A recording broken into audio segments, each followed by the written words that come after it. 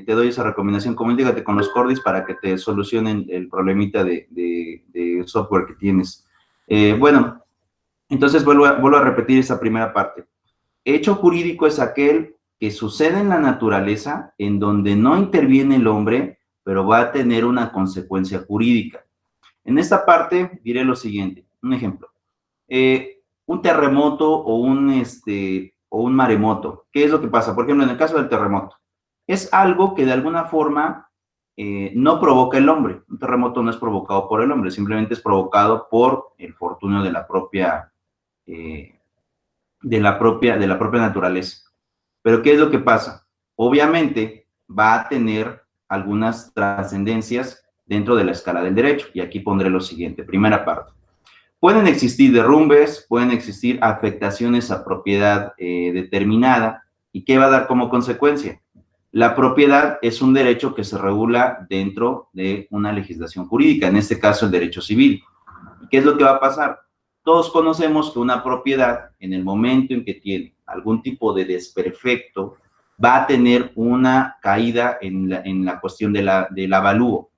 Obviamente, ¿qué va a pasar? Y de ahí incluso podríamos determinar si solamente se puede generar una caída en el tema del avalúo, o bien puede llegar a la pérdida total del inmueble. Es decir, que ya no se pueda ocupar, ya no podamos tener pues una relación de esta naturaleza.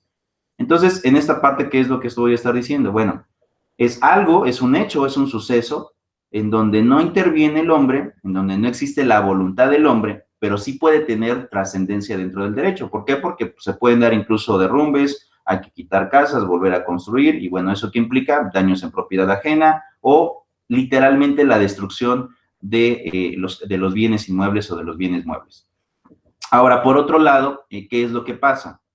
En esta primera definición, vuelvo a repetir, dice, no interviene la voluntad del hombre. Vuelvo a repetir, no interviene la voluntad del hombre, pero tiene trascendencia dentro de la naturaleza jurídica. Y aquí pondré lo siguiente, un ejemplo bien claro.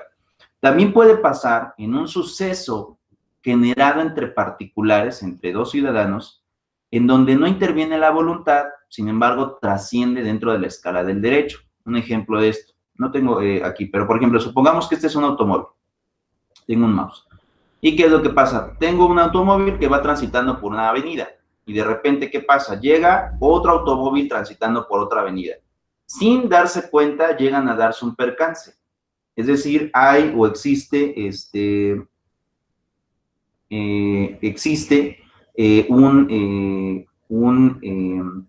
un alcance de vehículos o de dos vehículos, y obviamente, ¿qué va a pasar? Pues van a tener afectaciones en los vehículos, tanto el propietario de uno como el propietario de otro. ¿Qué es lo que va a pasar en este tipo de sucesos? Ninguno de los dos tuvo la intención de chocar, porque eso también llega a pasar. Ninguno de los dos tiene la intención de chocar. Sin embargo, ¿qué pasa? Ya hay daños en propiedad ajena. Es decir, hay daños en propiedad ajena en el que tiene este vehículo, así como también el que logra darle alcance en esta parte. Entonces, ¿qué es lo que sucede? A veces intervienen las personas, pero no existe voluntad dentro de este tipo de actos. Por lo tanto, también se puede considerar como un hecho jurídico. ¿Por qué? Porque como no existe voluntad, pero tiene trascendencia dentro del derecho, en este caso la trascendencia implicaría el lograr tener un daño en propiedad ajena. Eso implicaría, entre otras cosas, que pues obviamente van a tener que pagarse ambas partes los daños que se hayan causado, dependiendo quién haya tenido en teoría la culpa dentro del percance. Pero ¿qué es lo que va a pasar y por qué lo hace también hecho jurídico? Porque no existe la voluntad, ninguna de las dos partes quiso llegarse a dar alcance, pero obviamente hay afectaciones a los dos vehículos. Ahora, así definiría como tal al hecho jurídico. Vuelvo a repetir la definición. Suceso de la naturaleza en donde no interviene la voluntad del hombre, pero existe trascendencia dentro del derecho. Y la otra definición que daría de hecho jurídico es aquel donde interviene el hombre, pero no existe la voluntad de hacerlo. No existe la voluntad de hacerlo. Ahora, vamos con la otra parte, con la cuestión del acto jurídico. Acto jurídico. Y en ¿qué es lo que sucede? El acto jurídico es aquel suceso en donde intervienen hombres. En donde intervienen hombres. pero también existe la voluntad. Aquí ya viene esta parte. Es decir, intervengo, pero también existe esta voluntad. Y entonces, ¿qué es lo que sucede? Al intervenir la voluntad, pues esto ya quiere implicar que ya hay raciocinio de las dos partes o una de las partes. Y ese raciocinio consiste en obligarse o adquirir algún derecho de manera voluntaria. Ahora, vamos a esta parte y en la cuestión mercantil. Cuando yo hablo acerca de actos mercantiles, precisamente tengo que hablar de actos jurídicos, es decir, aquellos en donde intervienen las personas por la propia voluntad de hacerlo. Pero ¿qué es lo que sucede? Hoy en día el derecho mercantil también tiene que ver con los hechos jurídicos, sobre todo aquel derecho mercantil que data o que tiene lugar básicamente en la cuestión nacional, o puede ser, o eso con más frecuencia, en la cuestión internacional. ¿Por qué? Porque esta intervención implicaría en el transporte de mercancías que esté sujeta a algún suceso o algún hecho jurídico. Un ejemplo, supongamos que a lo mejor yo voy a transportar mercancía de Chiapas a la península de Baja California. Si yo decido ir por tierra, pues eso implicaría que tengo que subir hasta casi la frontera con Estados Unidos y volver a bajar dentro de la península para poder llegar a Los Cabos en Baja California. Si yo decido ocupar el transporte marítimo, pues ¿qué es lo que sucede? Voy a cortar tiempo desde el Golfo de Tehuantepec, es de donde está el estado de Chiapas, Guerrero, Oaxaca, de toda esa parte, y voy a poder cruzar hasta el Golfo de Baja California. Pero ¿qué va a pasar en este sentido? ¿A qué me voy a referir cuando tengo la interacción de mercancías? Hay un tramo importante, obviamente, que en donde mi navío, que es una aeronave en materia marítima, va a transportar mi mercancía para poder llegar a Baja California. Pero ¿qué es lo que sucede? Yo no sé cómo se encuentran las condiciones climáticas. Yo no sé si a lo mejor es un paso de huracán o a lo mejor de una tormenta tropical, no lo sé. Por eso puede generar inconsistencias en el tiempo de traslado que yo contraté para mi mercancía. Por lo tanto, ¿qué se puede generar? Pues lo que yo puedo generar, entre otras cosas, es que ese transporte, de alguna manera, puede implicar que pueda llegar a tener algún retraso. Entonces, eso dentro de un contrato, pues va a golpear, es decir, vas a tener una situación que de alguna manera puede tener un periodo de retraso, o bien, por la turbulencia del viaje, se puede generar también una complicación que implicaría, entre otras cosas, que mi material o mi mercancía pueda sufrir algún daño durante la transportación. Entonces, como podrás darte cuenta, y ante esta situación de cómo vamos a estar llevando a cabo la relación de esta naturaleza, hoy en día el derecho mercantil en los actos mercantiles puede tener inferencia tanto de hechos jurídicos como de actos jurídicos, dependiendo o va a depender, entre otras cosas, del objeto del acto que se esté realizando. Entonces, explicado esto, y antes de continuar, porque ahorita voy a ir al Código de Comercio, que es el que vamos a estar revisando, y llevaré a cabo una explicación, contéstenme a través del chat, por favor, chicos, o bien si pueden abrir su micrófono, también se los agradecería. ¿Tienen dudas? ¿Queda claro las dos definiciones antes de que pueda irme al Código de Comercio a ver los casos concretos?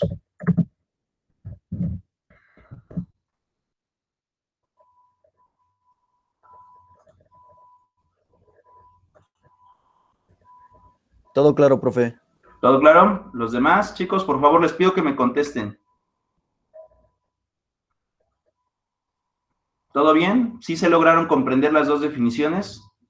Sí, profe. Perfecto. Bueno, entonces, si sí se lograron llevar a cabo o sí se comprendieron las dos definiciones, gracias, Betsabe, me dice todo bien, correcto. Entonces me voy a ir ahora sí al Código de Comercio e iré explicando acto por acto que de acuerdo al artículo 75 del Código de Comercio se regula como un acto de naturaleza mercantil. Ahora, algo bien importante y antes de que vaya al Código de Comercio, tengo que definir para quién es aplicable el Código de Comercio y, entre otras cosas, las leyes mercantiles. Y voy a decir lo siguiente.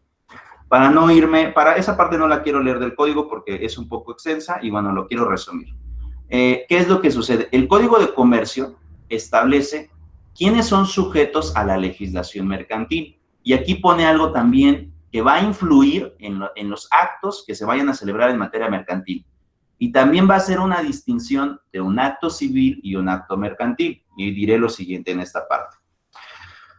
El Código de Comercio establece que la legislación mercantil única y exclusivamente es aplicable para los sujetos de derecho mercantil. Vuelvo a repetir, única y exclusivamente es aplicable para los sujetos de derecho mercantil. Y entonces aquí entraría la pregunta, ¿y quiénes son los sujetos del derecho mercantil? Bueno, el Código de Comercio define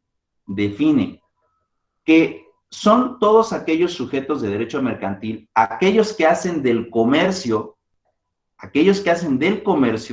su actividad primordial y su modo de vida.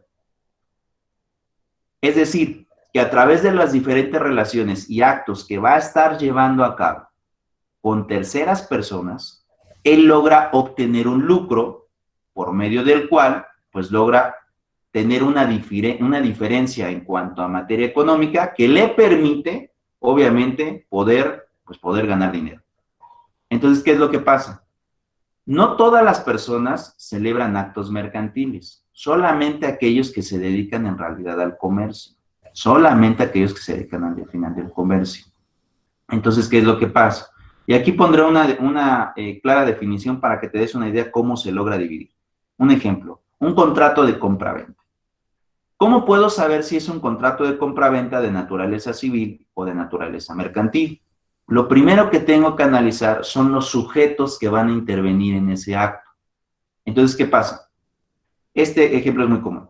Si mi papá desea vender la casa porque de alguna manera quiere comprar una casa más grande porque ha trabajado, ya juntó dinero, o bien quiere obtener un crédito, pero quiere obtener una casa más grande para poder vivir, ¿esto qué implica? Pues implica, entre otras cosas, que esta persona no se dedica al comercio. Simplemente el objeto de su venta es poder adquirir un nuevo inmueble, pues con una mayor capacidad. Entonces, ¿qué es lo que pasa? Ese contrato es de naturaleza civil. Es de naturaleza civil. Ahora, ¿qué sucede en caso contrario? Supongamos que la casa es construida y va a ser vendida por una constructora. Es decir, una empresa que se dedica al ramo de la construcción, pero que de manera específica tiene el objeto, pues obviamente, de obtener un lucro de la construcción. Supongamos que ellos logran construir a lo mejor una casa en 200,000 pesos, pero ellos al público la van a vender en 700,000 pesos. Entonces, ¿qué va a pasar? Ellos sí ya llevan un margen de ganancia. ¿Por qué? Porque lo que les costó, comparado con el precio que van a tener al final, hay un margen que ellos le van a llamar lucro. Es decir, la ganancia que se va a tener por la operación que van a realizar. Entonces, ¿qué es lo que pasa? Bueno, esta constructora ya tiene fines lucrativos. Su objeto es obtener una ganancia. Por lo tanto, ¿qué pasa? Esta constructora sí es un sujeto de derecho mercantil, porque su trabajo o su forma de vida, de subsistir o de forma de vida de esta persona moral es literalmente, pues, el mercado. Es decir, es tener operaciones mercantiles, obtener una ganancia y de ahí poder seguir obteniendo lucro para seguir construyendo casas posteriores o casas nuevas. Ahora, me voy a ir al Código de Comercio, déjenme lo proyecto aquí.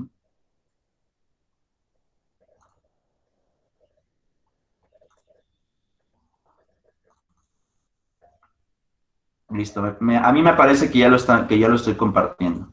Bueno, me voy a ir al Código de Comercio y me voy a ir al artículo 75. Yo hace un ratito les dije que el artículo 75 del Código de Comercio es el que me establece cuáles son los actos de naturaleza mercantil. Lo voy a poner un poquito más grande para que se pueda observar, que creo que también cuando lo transmito se ve borroso. Listo. Y tengo esta situación, primera parte.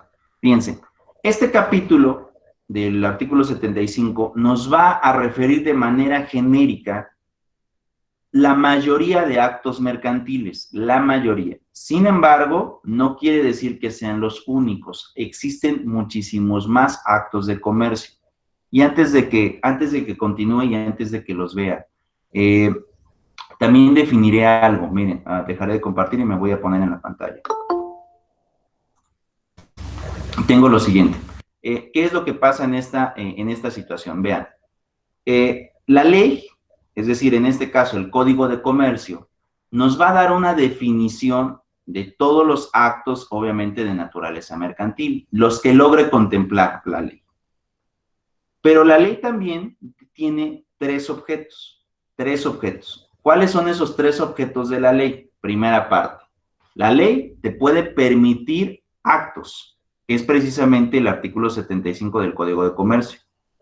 Te puede prohibir actos.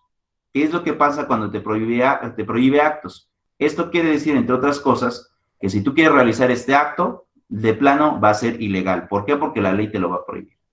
Pero, ¿qué sucede en el caso de que existe un acto que tú quieras realizar y que la ley no te prohíba, pero tampoco te permite? En estos casos, la ley es facultativa. ¿A qué me quiero referir con facultativa? Que si hay algo que tú quieres hacer, que no te prohíbe, pero que tampoco te dice expresamente que te lo permite, entonces ese acto es completamente legal, lo puedes realizar. Eso es algo muy importante. Si la ley no te prohíbe y tampoco te permite de manera literal, entonces está permitido el acto que tú piensas realizar. Entonces, sobre esta definición que estoy diciendo, cualquier otro acto que ustedes no logren ver en el artículo 75 de naturaleza mercantil, puede ser también un objeto de acto mercantil. Es decir, no creas que por el hecho de que no están en la ley, ya literalmente no va a existir ese acto mercantil. No, sino que, de alguna forma, si no te lo prohíbe y tampoco te lo permite de forma literal, entonces lo que tú quieres hacer está permitido dentro de la legislación en materia mercantil. Eso es algo muy importante. Entonces, la ley no creas que es solamente restringible, ¿no? Es decir, esto sí y esto no. Y si yo no te lo contemplo, no lo puedes hacer. No. Si no te lo prohíbe, no te lo faculta, entonces está permitido dentro de la legislación. Ahora sí voy a irme al Código de Comercio. Listo. Código de Comercio. Vean, esta primera parte, voy a centrarlo porque creo que está de lado.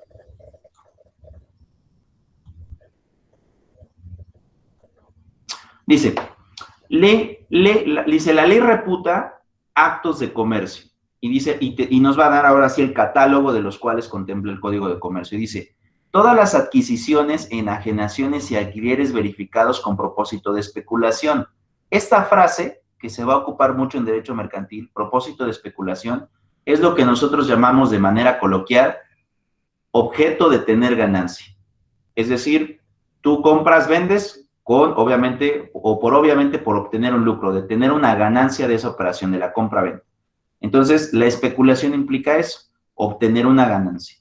¿De acuerdo? Y dice lo siguiente, verificados con propósito de especulación comercial, de mantenimientos articulados, muebles o mercaderías, sea en estado natural, sea después de trabajos o labrados. Entonces, ¿qué es lo que pasa? Cualquier trabajo, en teoría, cualquier trabajo, en donde exista objeto de ganancia, se puede considerar un acto de naturaleza mercantil. En la segunda fracción dice, las compras y ventas de bienes inmuebles, cuando se hagan con dicho propósito de especulación comercial. Aquí haré una distinción entre los bienes, ¿de acuerdo? Porque aquí sí es muy específico, bienes inmuebles. ¿Me están viendo, verdad, chicos? Es decir, no tengo, o sea, no queda bloqueada mi cámara. ¿Sí me están viendo? Así es, profesor. Perfecto. Bueno, entonces me regreso al Código de Comercio. ¿Qué es lo que pasa? Bueno, en esta primera parte, los bienes pueden clasificarse. Por ejemplo, voy a dar una diferencia de bienes que resulta muy práctica. Podemos tener bienes muebles y bienes inmuebles. Los bienes muebles son todos aquellos que se pueden mover de su lugar de origen. Y los bienes inmuebles son todos aquellos que no se pueden mover de su lugar de origen. Un ejemplo de cada uno. De los bienes muebles, por ejemplo, puede ser este mouse, ¿no? Es decir, yo lo puedo manipular y lo puedo traer en donde yo quiera. Lo puedo traer a mi oficina, lo puedo tener aquí en la casa, si quiero me lo puedo llevar a lo mejor a la universidad, pero ¿a quién le pertenece? Me pertenece a mí. Es un bien que me pertenece, pero es un bien mueble, lo puedo mover de lugar. ¿Qué es lo que pasa con los bienes inmuebles? Aquellos que no se pueden mover de su lugar. Bueno, aquí dentro de los bienes inmuebles entrarían las casas, los terrenos, los departamentos, los edificios, incluso todos estos objetos que de alguna manera pues no se pueden mover de su lugar de origen por la naturaleza que tienen. Entonces, pues, ¿qué es lo que pasa? Esta es la primera distinción que existe entre los bienes. Hay muchas más, pero para la clase ocuparé solamente estas dos. Bienes muebles y bienes inmuebles. Bienes muebles, aquellos que se pueden mover de su lugar de origen, y bienes inmuebles, aquellos que no se pueden mover de su lugar de origen. Entonces, en este caso, dice compras y ventas de bienes inmuebles, pero que tengan fin especulativo, es decir, de estas compra-ventas se piensa obtener algún tipo de ganancia. Y obviamente esa ganancia será para aquel que realice la operación. Ahora, vamos a esta parte. Dice, el inciso, en la fracción tercera, dice, las compras y ventas de porciones, acciones y obligaciones de sociedades mercantiles. Ahora, vamos a esta primera explicación. Una sociedad mercantil es el conjunto de varias personas con objeto especulativo. Es decir, ellos se van a juntar para poder tener operaciones de naturaleza mercantil de donde se obtengan ganancias. Sin embargo, el derecho les exige una regulación de constitución. Esto está regulado en la Ley de Sociedades Mercantiles. ¿Y qué es lo que pasa con esa ley? Te dice, dependiendo del objeto mercantil que tú quieras tener, va a ser o va a depender también el tipo de constitución con sociedad mercantil. Sin embargo, ¿qué es lo que sucede? Yo te pido que de alguna manera tú definas cuál es el objeto que vas a querer obtener y a partir del objeto que tú vayas a querer tener dentro del mercado, ya podemos saber qué tipo de sociedad mercantil quieres o tienes. Al final de cuentas, para entrar en la explicación de la fracción tercera, dentro de estas sociedades mercantiles se puede establecer un número de acciones. Un ejemplo de esto. Cuando tú integras esta sociedad, vas a tener un capital fijo por el cual tú vas a trabajar. Por ejemplo, si me voy a dedicar a la compra-venta de casas, obviamente, a lo mejor vamos a hacer 10 socios, por ejemplo. Pero cada socio va a aportar 1 millón de pesos. Es decir, en total vamos a tener 10 millones de pesos. Pero dentro de nuestra Constitución establecemos que existen 20 acciones. Entonces, ¿qué es lo que hago con la acción? ¿O cómo sé cuánto vale cada acción? Pues bueno, muy sencillo. Logro dividir la cantidad total del capital para la sociedad sobre el número de acciones. Entonces, si cada acción vale, si hay 20 acciones, perdón, y son 10 millones de pesos, entonces cada acción vale 500,000 pesos. ¿Qué es lo que pasa con las acciones? Las acciones también son objeto de especulación. Yo, si quiero, la puedo vender a un tercero. Yo si quiero. ¿Y qué es lo que pasa? Ya no seríamos, obviamente, 10 socios, sino a lo mejor seríamos 11, ¿no? Si yo vendo una acción y yo me quedo con una. Y a lo mejor otro, ¿qué es lo que dice? Bueno, yo también voy a vender mi acción. Entonces, ¿qué es lo que pasa? Vende una de sus 2 acciones y se queda con una. Entonces, ¿qué es lo que pasa? Ya tendríamos 12 socios. Eso es algo importante. ¿Por qué las acciones se consideran también como actos mercantiles? Porque la sociedad mercantil tiene objeto especulativo. Es decir, yo no me junto con a lo mejor con mis conocidos o con mis amigos nada más por juntarme o por ver cuánto dinero tiene cada quien. No, me junto porque quiero hacer negocio, porque mi necesidad es literalmente generar una operación que me genere ganancia. En este caso, si yo me dedico a la compra-venta de inmuebles, pues obviamente, ¿qué va a pasar? Mi ganancia va a ser lo que yo logre tener de diferencia en el precio que compré y en el precio que vendí. Pero esa diferencia la tengo que dividir en partes iguales entre el total del número de socios que seamos. ¿Por qué? Porque cada uno tiene capital aportado. Entonces, sobre esta parte, ¿qué es lo que sucede? Bueno, si mi negocio es fructífero, porque a veces llega a pasar, si mi negocio es fructífero pero a lo mejor yo ya no me quiero dedicar a este rubro, yo ya no quiero dedicarme a la compra-venta de casas, a lo mejor yo quiero dedicarme a la compra-venta de cuestiones de importación, ¿no? A lo mejor ya la compraventa de casas ya se me hace poquito, sino que ya quiero irme a la importación. O bien, quiero cambiar de rubro, quiero ser a lo mejor un empresario dedicado a la cuestión agrónoma o agricultor. Pero ¿qué es lo que pasa? Yo ya deseo mejor salirme y dedicarme por mi propia cuenta a ese giro. Obviamente la sociedad mercantil va a seguir. Bueno, ¿qué es lo que hago? Como yo me quiero salir y como quiero dejar ese negocio, vendo mis acciones y ya la persona que me compre será un nuevo socio de aquella sociedad mercantil. Entonces, ¿qué es lo que sucede? Si yo genero esta compra o venta de acciones, también puede generar a que yo sea sujeto de derecho mercantil. Miren, otro ejemplo de esto me parece muy loable y aquí vuelvo a repetir, ojalá me puedan contestar. Pero, chicos, no sé si alguna vez durante el paso por sus ciudades, no sé si sean de aquí del estado de Puebla o sean de la Ciudad de México, alguna vez vieron algunas lonas que decían compro acciones Telmex. No sé si alguna vez vieron ese tipo de lonas o algún tipo de anuncio que decía compro acciones Telmex, de Telmex, ¿no? Por ejemplo. Algunos sí, Eden dice sí, los demás no, no, los demás chicos, sí. Ricardo dice sí, algunos no. Los demás que están conectados, bueno, ¿qué es lo que sucede en este supuesto? Sí, algunos sí, Mari Carmen dice sí. Bueno, ¿qué es lo que pasa? Antes, Teléfonos de México, muchos dicen que sí, muchos dicen que son. Muchas gracias por contestarme, eso me agrada mucho, que logremos interactuar, que yo haga una pregunta y me contesten, eso es muy bueno para que yo sepa el panorama en el cual me encuentro. Agradezco que me contesten en el chat, o ya sea que abran su micro y me contesten, también siempre lo voy a estar agradeciendo. Pero bueno, ¿qué es lo que pasa? Para todos aquellos que han visto este tipo de flashback, ¿no? De este tipo de situación, en donde obviamente vamos a ver una lona de esta naturaleza. Antes, cuando se creó Teléfonos de México, es decir, esta gran empresa de cuestión mexicana,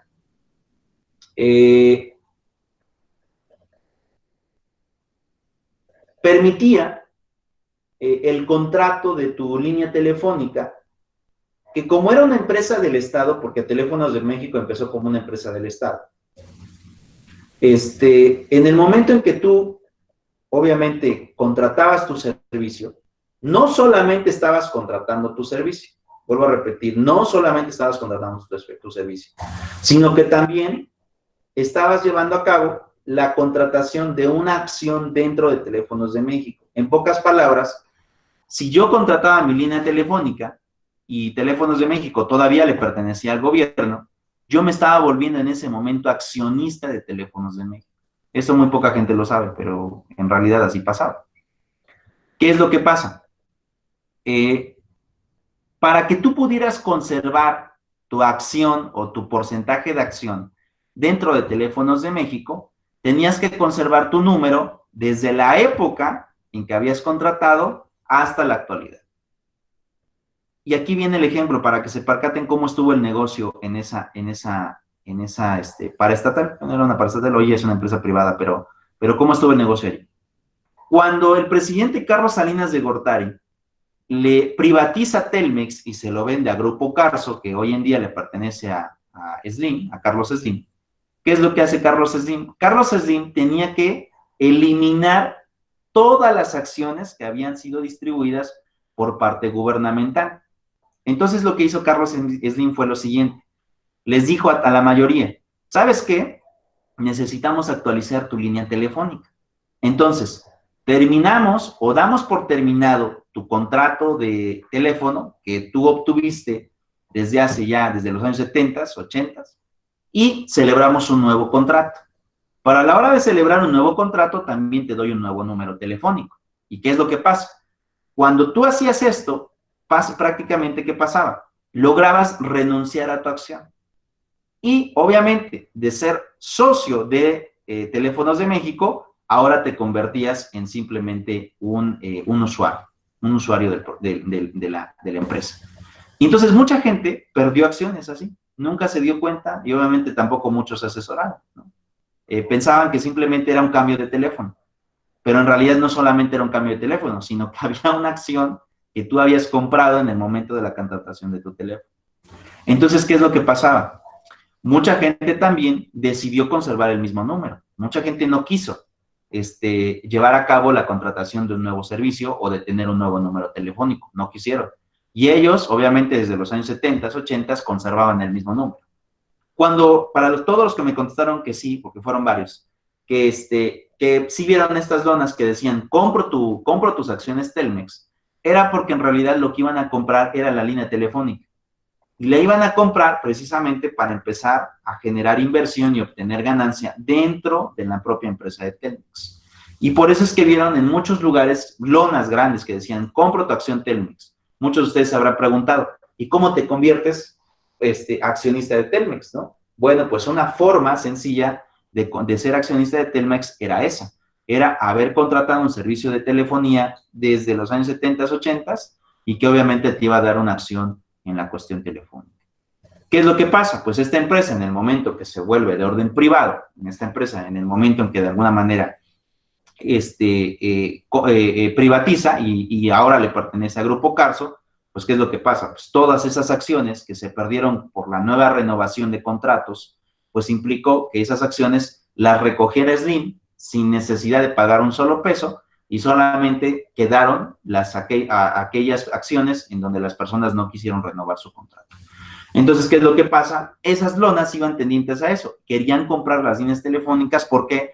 Porque básicamente te convertías en accionista de Teléfonos de México. Bueno, hoy en día ya he visto que muchas de esas lonas ya desaparecieron. Seguramente mucha gente sí vendió sus acciones. Porque también esas acciones que se vendieron, en realidad, cuando salió Teléfonos de México, fueron demasiadas, fueron muchísimas las que se distribuyeron a red nacional. Pero pues bueno, hoy en día esa empresa ya le pertenece a un particular, ese particular para evitar el pago de esas acciones y obviamente atesorar más o lograr conjuntar el mayor número de acciones de su empresa, lo que hizo fue esa estrategia. Renuevo cuentas telefónicas y me quito de problemas y solamente aquellos que no quieran vender o aquellos que no o que quieran conservar su unidad telefónica serán los únicos que van a seguir teniendo ese tipo de situaciones. Pero bueno, entonces para que se den cuenta, la compra-venta de acciones tiene un fin especulativo, es decir, hay un margen de ganancia y ese margen de ganancia es precisamente lo que se va a comprar y vender. Incluso en las empresas, si tú tienes una empresa, etcétera, que de alguna manera tiene valor en el mercado, porque eso también llega a pasar así. El valor de la acción puede depender incluso de un valor nominal y de un valor comercial. El valor nominal es lo que originalmente se constituyó en el acta constitutiva de la sociedad mercantil. Yo hace un momento puse un ejemplo. Si tengo 20 acciones y tengo 10 personas y cada una aporta 1 millón, pues cada acción vale 500,000 pesos o medio millón de pesos. Pero ¿qué es lo que sucede? Si a lo mejor mi empresa es una empresa reconocida que va teniendo éxito en el mercado, obviamente cualquier persona que a lo mejor sea o también inversionista o que se dedique al derecho mercantil, va a querer obtener una acción dentro de esa empresa porque sabe que va a ganar más, ¿no? Es decir, porque sabe que le va a dar más dinero.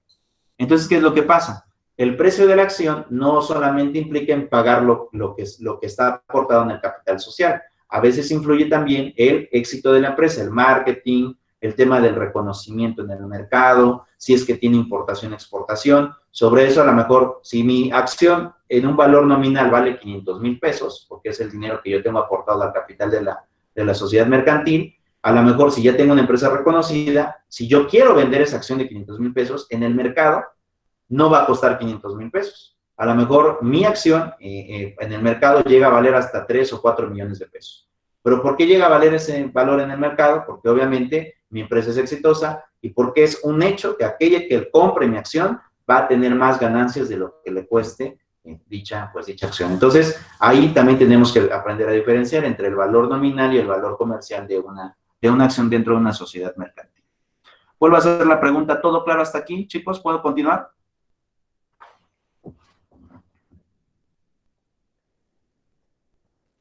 Sí, profesor, todo claro. ¿Los demás? Puede continuar, profe. Listo. Bueno, entonces regreso al todo claro, sí, profe. Muchas gracias. Bueno, Sí, vamos otra vez. todo claro. Perfecto, perfecto. Vamos a continuar. Dice la fracción cuarta. Los contratos relativos y obligaciones del Estado u otros títulos de crédito de corrientes en el comercio. Fíjense, eso también es algo bien importante. El gobierno no solamente actúa como gobierno. Esto es algo importante porque a veces pensamos que el Estado solamente es esta gran superestructura que nos gobierna a todos y que literalmente todos tenemos que tener una subordinación ante ellos.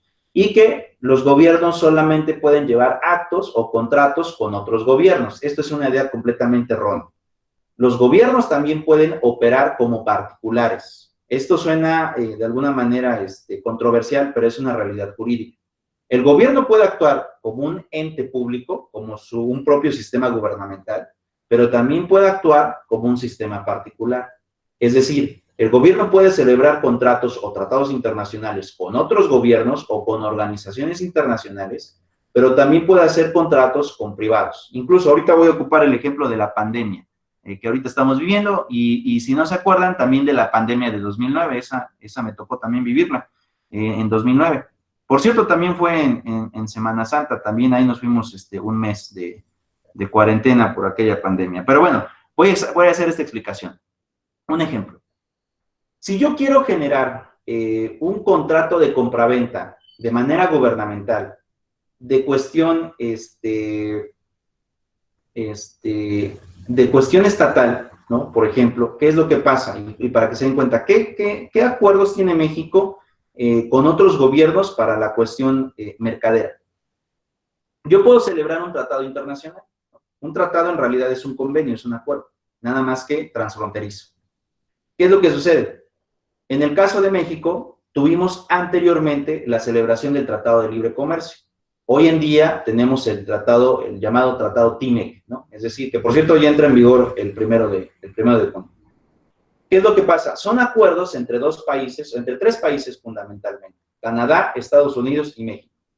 Y dentro de este tratado, como su propio nombre lo establece, Tratado de Libre Comercio, lo que se van a tratar de regular o lo que se va a regular son cuestiones mercantiles. Es decir, ¿cómo se va a generar el comercio en base a las reglas del tratado entre los tres países? Entonces, ¿qué es lo que pasa? Ahí mi gobierno o mi ente estatal está actuando como un ente público, porque está haciendo una negociación con otros gobiernos, en este caso Estados Unidos y Canadá. Pero eso no quiere decir que solamente con los gobiernos de los países puede celebrar acuerdos, también puede celebrar acuerdos con los particulares. Un ejemplo de esto. No sé si vieron la nota, y aquí quiero que me contesten, no sé si vieron la nota del tema de las vacunas, el tema de las vacunas para ahorita el tema de la pandemia. No sé si estén enterados quiénes están autorizados por la ONU para poder llevar a cabo la investigación científica en el tema de la vacunación, ahorita con el tema de la pandemia. No sé si leyeron alguna nota, ¿me pueden contestar? ¿No? Dice Sergio. ¿No? No, profesor. ¿Ninguno? Bueno, no, ninguna. Bueno, les explico para ir entrando en sintonía. ¿Qué es lo que sucedió? La ONU, obviamente, ante el problema mundial, ante el problema de la pandemia que tenemos hoy en día, lo que quiere el mundo, en pocas palabras, es una vacuna. El mundo ahorita lo que quiere es una vacuna. Obviamente para inmunizar a toda la sociedad. Eso es lo que quiere el mundo. Pero ¿qué es lo que pasa? La ONU únicamente otorgó el permiso de investigación científica para el tema de la vacuna para 5 países. Uno fue Estados Unidos, Rusia, China, España y Francia.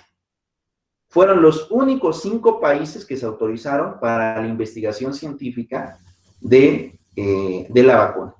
Pero no solo eso. No solamente la ONU autorizó a los gobiernos para poder llevar a cabo la investigación científica, sino que también autorizó a empresas particulares, es decir, a las farmacéuticas o a los laboratorios farmacéuticos. Entonces, ¿qué es lo que pasa? Primera parte. De acuerdo a la organización de la ONU, si México quisiera llevar a cabo la investigación científica de la vacuna contra ahorita el COVID, pues no puede. ¿Por qué no puede? Porque no tiene el permiso de la ONU. Eso es algo muy importante. Si algún laboratorio mexicano quisiera llevar a cabo la investigación científica sobre la vacuna, tampoco pueden. ¿Por qué? Porque no hay autorización de la ONU. Entonces, ¿qué es lo que pasa? Y aquí viene la guerra para que se logre comprender, porque esta guerra de la pandemia en realidad es una cuestión mercantil también. ¿Qué es lo que sucede? Si un gobierno logra encontrar la vacuna para el tema del coronavirus, ¿qué va a pasar con ese gobierno? Pues va a empezar a producir vacunas, pero no las va a regalar, sino las va a vender. Es decir, van a ganar dinero. ¿Y qué es lo que pasa? Ese país que logra encontrar la cura, pues va a ganar dinero, es decir, le va a vender a los demás países. Es decir, yo encuentro la cura y yo te la vendo. ¿Qué es lo que pasa si quien encuentra la vacuna obviamente es un laboratorio, una empresa transnacional? Pues esa empresa le va a vender ¿a quién? Le va a vender a todos los países. Es decir, yo tengo la cura, ¿no? O yo tengo la vacuna, yo tengo la inmunización de todo el sistema del virus sobre el contagio humano. Pero yo como un particular, pues yo gasté en la investigación. Entonces, ¿qué es lo que pasa? Yo como empresa particular, si tú, México, quieres la vacuna, no te preocupes, hacemos negocio, yo te la vendo. Exacto, Irving, con fines de lucro. Es decir, si a lo mejor a ellos les costó el proyecto de investigación, no sé, $20 millones, ellos obviamente en la venta de ese tipo de vacuna no van a querer obtener los $20 millones. Ellos van a querer obtener muchísimo más dinero por la venta de la vacuna. ¿Y qué es lo que pasa? Aquí ya hay un acuerdo. Puede generarse un acuerdo entre un laboratorio, que es una empresa particular, con un gobierno. Entonces, este es el primer ejemplo en donde un gobierno ya no actúa como gobierno, actúa como otro particular y puede celebrar contratos, en este caso de compra-venta, en el ejemplo que estoy dando, con otro particular. Esta empresa pues obviamente va a ser una empresa transnacional. Ahora, incluso vean hasta dónde llega el fin lucrativo de este ejemplo. Aquel que logre obtener la vacuna va a tener o va a registrar también lo que conocemos como derechos de patente, ¿no? Es decir, los derechos de autor, ¿no? O los derechos de patente por la invención. Pero la invención te permite, en acuerdos internacionales, porque eso tiene que ver con el Tratado de Viena y otros tratados que también van a regular el tema de propiedad intelectual, cuánto tiempo la gente que quiera reproducir tu vacuna va a tener que pagarte. ¿Por qué? Porque tú fuiste quien la inventaste. Entonces, lo primero que te dice en estos tratados internacionales, ¿qué es lo que se establece? Aquel que encuentre la cura, de acuerdo a los tratados, puede tener una explotación de la vacuna, es decir, únicamente es el único autorizado para producir esta vacuna durante entre 50 y 70 años posteriores. Después de esos 50 o 70 años posteriores, otros laboratorios o otros gobiernos pueden llevar a cabo la explotación de la vacuna. Pero, ¿qué es lo que sucede? Le tienen que pagar una regalía a aquel que obviamente hizo la invención. Entonces, en el ejemplo que estoy dando, aquel que logra obtener la vacuna, pues no solamente va a ganar dinero ahorita, sino va a ganar dinero por toda la eternidad, obviamente por la elaboración de la vacuna. Entonces, pues esto es un negocio que se puede generar. Ahora, este es un ejemplo transnacional, ¿no? Este es un ejemplo que va o que tiene que ver con empresas transnacionales. Ahora pondré el ejemplo del gobierno mexicano con una empresa particular. ¿Y qué es lo que sucede? Por ejemplo, seguramente ustedes vieron por ahí cuando entró el gobierno de Andrés Manuel, mucho conflicto con el tema del huachicol, con esta explotación del hidrocarburo por el tema de los ductos de Pemex, ¿no? ¿Qué es lo que sucedió? En la zona norte y centro del país, existe esta red de ductos, es decir, tubería que de alguna manera está enterrada y que implica forzosamente que estemos transportando mercancías de un lugar a otro en mayor tiempo, mayor rapidez y por flujos subterráneos. Pero, ¿qué es lo que sucede con el sur del país? Es decir, ¿qué es lo que pasa con Yucatán? ¿Qué es lo que pasa con Quintana Roo, Campeche, Chiapas, Tabasco, Oaxaca? En esta zona del país no hay ductos. Ahí no hay ductos. Entonces, ¿cómo se transporta la mercancía? Ahí la mercancía, en este caso que tiene que ver con gasolinas, ahí sí se transporta a través de camiones o de pipas. Todo el transporte se hace vía terrestre. Pero, ¿qué es lo que sucedió en este transporte? Pues por ahí de la década de los 2006, 2007, un secretario de Gobernación del presidente Felipe Calderón creó una empresa de pipas, creó una empresa transportadora de pipas. Y él lo que hizo fue celebrar un contrato con Pemex. ¿Y qué es lo que sucedió? Como Pemex no tenía una red de cobertura para distribuir toda esa gasolina en todo el sureste del país, lo que hicieron fue, este secretario de Gobernación, con la creación de su empresa, generó un contrato, y en el contrato le decía a Pemex, tú me tienes que depositar tanta cantidad mensual, y yo me dedico a transportar la mercancía, la gasolina a todas las gasolineras del sureste mexicano. Y entonces, ¿qué pasaba? Pues este político se hizo rico gracias a ese contrato. ¿Por qué? Porque Pemex le pagaba por la logística de distribución y él obviamente, a lo mejor si el transporte le salía en 1,000 pesos por pipa, ¿no? Si a mí mi pipa me consume 1,000 pesos de gasolina o de diésel o de lo que ustedes quieran, yo al gobierno le decía que no me iba a costar 1,000, sino que me iba a costar 3,000.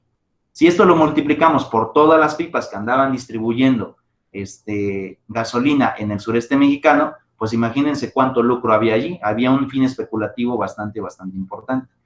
Entonces, ¿qué es lo que sucedió? Pues bueno, ahí el gobierno, en este caso la empresa paraestatal, no actuó como gobierno, sino actuó como un particular y celebró un acto con una empresa de un particular para llegar a un acuerdo de naturaleza mercantil. ¿Vamos bien hasta aquí, chicos? Sí, profesor. Sí. ¿Listo? ¿Alguna duda, Sí, compañeros? profe, no, ninguna. ¿Los demás sí va quedando claro los conceptos? Claro, Todo profesor. bien, todo bien. ¿Sí? Bueno, sí, todo bien. Perfecto, gracias. Bueno, algo importante, me parece que el día lunes no, gracias, no, dicen todo bien. El lunes, el día viernes es primero de mayo, es el día del trabajo. No hay labores de acuerdo al calendario y es por eso que en el sílabus no puse clase en vivo el primero. De hecho, bueno, si estoy compartiendo mi pantalla lo voy a corroborar. Vamos a ver, viernes, sí, el viernes es 1 de mayo. Bueno, el 1 de mayo no hay, pues no hay labores, porque es un día feriado. Entonces el día viernes yo creo que no tenemos clase, pero les vuelvo a repetir, déjenme consultarlo con los coordinadores si es que hay clase o no, y les estaré pegando ahí un anuncio en la plataforma si es que tenemos clase o no tenemos clase. Maestro, hola, buenos días. Discúlpeme que intervenga y aprovecho lo que está comentando, chicos. Efectivamente, el día 1 de mayo es feriado, se les respeta a todos, a docentes, administrativos, y pues no va a haber clase. Si el maestro está en el deseo de generar alguna sesión extraordinaria o hacer una grabación, está en la libertad de hacerlo para que puedan cumplir con el programa. Perdón, maestro, la interrupción. Un abrazo. No, gracias, Cordy. Sí, porque tenía esa duda, la verdad tenía esa duda de si es que sí lo iban a aplicar o no. Pero ya que nos los dice el coordinador que sí hay suspensión, entonces el día viernes no hay sesión, pero obviamente voy a subir material para que podamos seguir trabajando. Bueno, pues por mi parte, el día de hoy, es todo, chicos. Ya es tiempo, me imagino que tienen otra clase ahorita a las 10. Y bueno, muy gustoso. Buenos días, profe. Muy Disculpe, gustoso. yo tengo otra pequeña duda acerca Dígame. de la tarea. El resumen, que le puso un determinado tiempo, ahorita me aparece 28 días todavía. Ajá. El resumen acerca de qué era, disculpe. Del material que ahí subí, ahí mismo hay un archivo adjunto. Ujú. Herramienta hay un archivo adjunto. Sí, es un PDF, ¿no, profe? Ah, ok, profe, muchas gracias. Mira, lo voy a mostrar. Profe. Voy a mostrar, ahorita que estoy en vivo, lo voy a mostrar. Si yo entro aquí, y esta es mi tarea, ¿dónde la puse? No lo veo. Resumen, aquí está. ¿Qué es lo que pasa? Le doy clic y me lo va a abrir. Y aquí tienes el archivo que se llama Fuentes del Derecho. Entonces tú lo tienes que descargar y obviamente sobre eso vas a hacer el resumen. Por cierto, ya tengo... Ok, entonces el resumen es sobre el archivo adjunto que usted subió. ¿No lo habías visto? No me aparecía, creo. Bueno, Ahorita pues lo aquí checo de está. todos modos. ¿Sale? Aquí está este archivo. profe. Para los Gracias, que profe. me mandaron, pues ya tengo aquí entregas, lo estaré calificando. Profe, yo tengo otra duda. Dígame. Yo, Al final del resumen vienen unas preguntas, igual No, tenemos no hay que contestar. hacerlas, no hay que hacerlas. Ok, ¿Sí? oiga, profe, ¿de cuánta extensión es el resumen? La extensión obviamente va a depender de la capacidad que ustedes logren hacer su resumen. No pongo yo ahí ni mínimos ni máximos. Yo no pongo Ah, mínimos. ok. Pero dependiendo la calidad del resumen, va a ser la calificación que yo voy a otorgar. Ah, ok, está bien. Entonces, pero la tarea sí va a estar abierta en estos días o le va a cortar el plazo, porque yo también estuve comentándome en que teníamos casi un buen de días para hacerlo. Pues está abierta. Ajá, pero le estoy preguntando que si va a dejar todos esos días o los va a cortar. No logro entender a qué te refieres con cortarlo. Ajá, que digamos ahorita quedan 28 días para entregarlo. ¿Son todos esos días activos para entregarlo o en realidad hay fecha máxima? Ajá, es la fecha máxima, sí. Ah, ok, muchas gracias. Listo. Bueno, pues por mi parte sería todo, chicos. Nos vemos hasta la próxima.